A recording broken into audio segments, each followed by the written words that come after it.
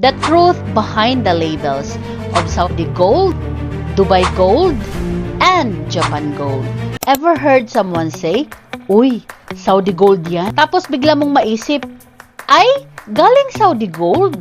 Not always. Ito ang dagat. Oh, dagat.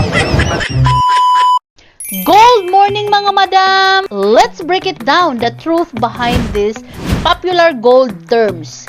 Maraming collectors ang nalilito. Akala nila pag sinabi mong Saudi, Dubai, or Japan gold, ibig sabihin doon galing ang mismong ginto. It's more about the style and standard, not the source. Let's get this straight. Ang 18 karat ay 18 karat. Kahit saan pa yan siya, galing ang ginto. Pwedeng pare-pareho lang yung ginto. Iba lang ang kanyang pagkakagawa.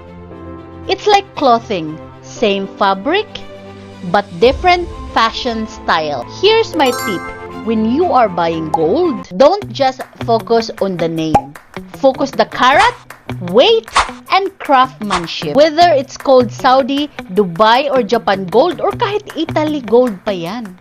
What matters most is authentic na ginto and high quality at swak sa budget mo. So ano ang bet mo? Dubai, Saudi gold, or Japan gold? Comment down below kung anong made ng gold ang paborito mong suotin. And don't forget to like, follow, and share this with your fellow kadigger. This is Madam Gold Digger reminding you, hindi lahat ng ginto pare-pareho. Lahat ng tamang gold may value sa taong marunong mag-invest. Gold is gold basta legit and well-crafted. Don't just wear gold, understand it.